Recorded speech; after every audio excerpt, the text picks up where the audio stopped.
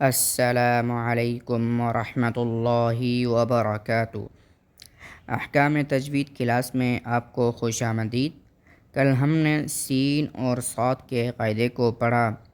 آج کا ہمارا جو موضوع ہے وہ نون مشدد اور میم مشدد کے قاعدے کا ہے۔ سب سے پہلے ہم جانیں گے کہ مشدد کسے کہتے ہیں۔ اگر کسی حرف پر تشدید آ جاتی ہے تو وہ حرف مشدد بن جاتا ہے۔ اب مثال کے طور پر دیکھیے کہ یہ با ہے، اس کے اوپر ہم نے تشدید لگا دی تو یہ بن جائے گی با مشدد۔ اور اگر یہ تا ہے، اس کے اوپر اگر ہم نے شد ڈال دیا تو یہ مشدد بن جائے گی۔ اور اسی طرح اگر ہم میم پر شد ڈال دیں گے تو میم مشدد، اور اگر نون پر تشدید آ جائے گی تو نون مشدد بن جائے گا۔ امید ہے یہ آپ کو حروف کا مشدد ہونا سمجھ آ گیا ہوگا۔ اب چلتے ہیں نون مشدد اور میم مشدد کے قاعدے کی طرف، جو کہ قرآن میں ان کو کیسے پڑھا جاتا ہے۔ میم اور نون مشدد کا قاعدہ کیا ہے؟ سب سے پہلے ہم ان کا قاعدہ پڑھیں گے، اس کے بعد ہم ان کی مثالوں کے ساتھ ان کی وضاحت کریں گے۔ امید ہے انشاءاللہ آپ کو ویڈیو سمجھ آ جائے گی۔ نون اور میم مشدد کا قاعدہ یہ ہے کہ اگر حرف نون یا میم پر تشدید آ جائے اس کو غنہ کے ساتھ پڑھا جائے گا، اور اس غنہ کی مثال 2 حرکت جتنی ہوگی، یعنی 2 حرکت سے زیادہ نہیں ہوگی۔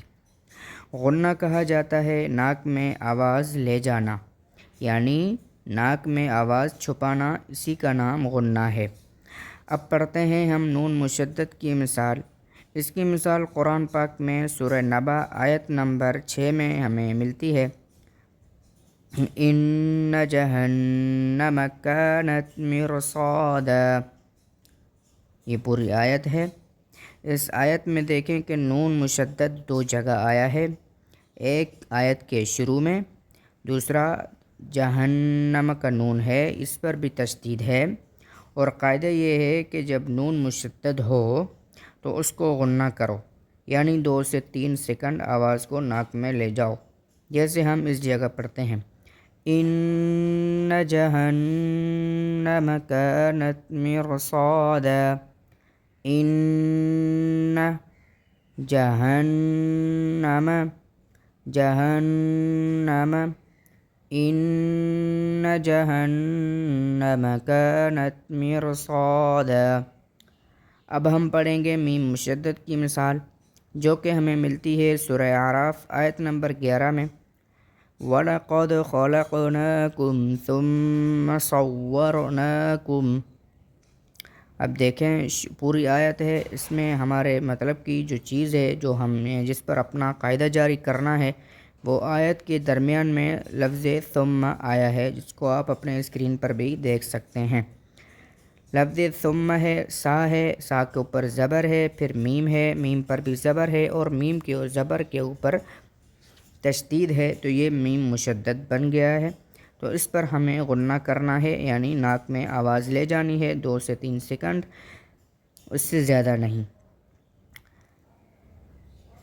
قاعدہ یہ ہے کہ اس پر قاعدہ جاری ہوگا۔ قاعدہ یہ ہے کہ میم پر جب تشدید آ جاتی ہے تو وہاں پر غنہ ہوتا ہے، جیسے وَلَقَدْ خَلَقْنَاكُمْ ثُمَّ صَوَّرْنَاكُمْ، وَلَقَدْ خَلَقْنَاكُمْ ثُمَّ صَوَّرْنَاكُمْ، ثُمَّ وَلَقَدْ خَلَقْنَاكُمْ ثُمَّ صَوَّرْنَاكُمْ۔ امید ہے یہ دونوں مثالیں آپ کو سمجھ آ گئی ہوں گی۔ اگر آپ ہمارے چینل پر نئے ہیں تو چینل کو سبسکرائب کریں اور اس ویڈیو کو لائک کر دیں، اور کمنٹ سیکشن میں اپنی رائے کا اظہار ضرور کریں۔ ملتے ہیں کسی اگلی ویڈیو میں، تب تک کے لیے اللہ حافظ۔